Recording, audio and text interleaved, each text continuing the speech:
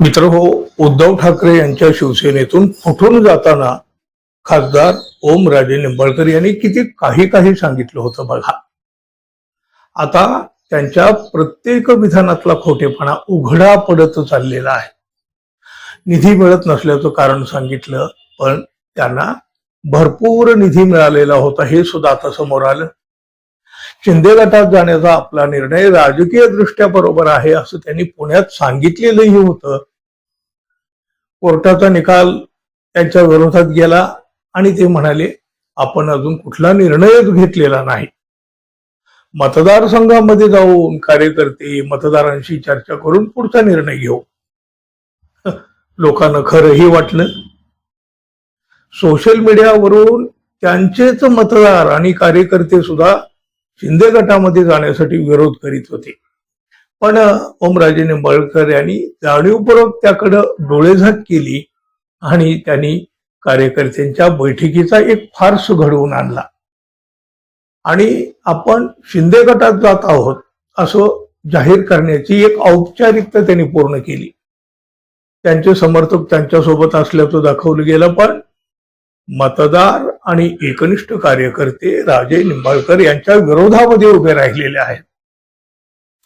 शिंदे गटात जाण्याचा निर्णय आधीच झालेला होता, तरीही हे सगळं नाटक केलं गेलं. मतदारसंघात किती जणांना त्यांचा हा निर्णय पटलेला आहे?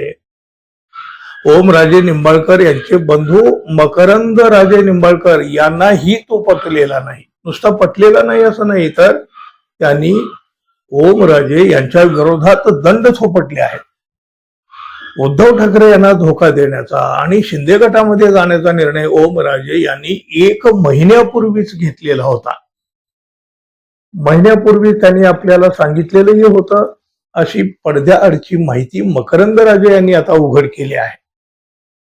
पक्ष बदलण्याबाबत ओमराजे यांनी घरात सुद्धा चर्चा केलेली होती. महिन्याभरापूर्वी त्यांनी हा निर्णय आपल्याला सांगितलेलाही होता, पण तो निर्णय आपल्याला काही पटलेला नव्हता.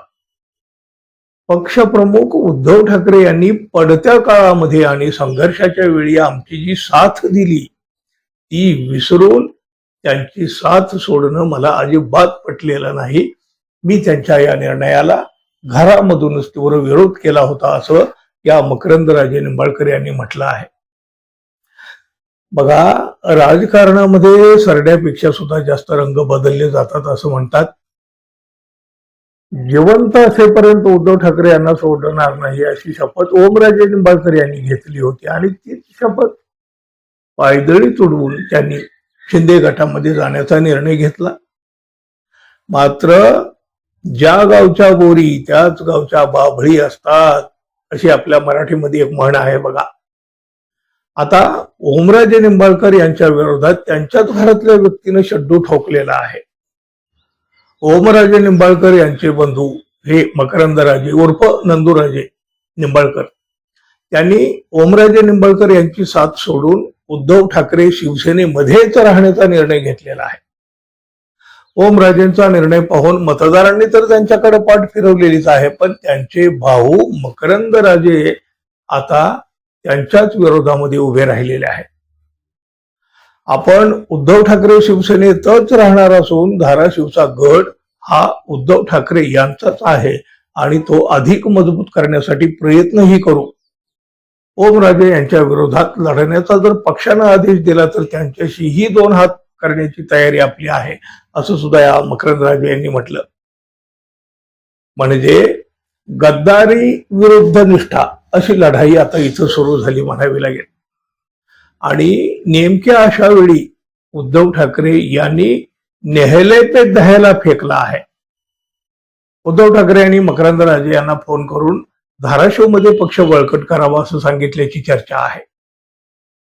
मकरंद राजे हे माजी नगराध्यक्ष आहेत, त्यांचा जनसंपर्क सुद्धा तगडा आहे. शिवाय ते ठाकरे शिवसेनेचे धाराशिवचे सहसंपर्क प्रमुख सुद्धा आहेत. हे 2 भाऊ आता आमने सामने येणार हे तर आता स्पष्ट झालेलंच आहे, नव्हे ते आलेले सुद्धा आहेत. पण पक्ष सोडण्याचा निर्णय ओमराजे निंबाळकर यांनी महिन्यापूर्वीच घेतलेला होता ही मोठी बाब मकरंद राजे यांनी उघडकीला आणलेली आहे. एक महिन्यापूर्वीच हे जर सगळं काही ठरलं होतं तर ओमराजे यांनी कार्यकर्त्यांची बैठक घेऊन जो काही निर्णय घेण्याचा फार्स केला तो सगळा उघडा पडला. लोकांची फसवणूक करण्याचा प्रयत्नही त्यांनी केला, पण त्यांच्याच बंधून तोही उघडा पडला. ज्यांच्यावर प्रचंड विश्वास होता असे ओमराजे निंबाळकर सुद्धा असे खोटेपणाच्या राजकारणाचा खेळ खेळत होते. अर्थातच हे पाहून अनेकांना धक्काही बसलेला आहे. मित्रांनो, राजकारणात निष्ठा आणि विश्वास आता कुठे शिल्लक राहिला आहे का? काय म्हणाल तुम्ही? जरूर सांगा आणि जाता जाता आपल्या चॅनलला सबस्क्राईब करावं ही अपेक्षा तर आहे. धन्यवाद. पुन्हा भेटू. नमस्कार.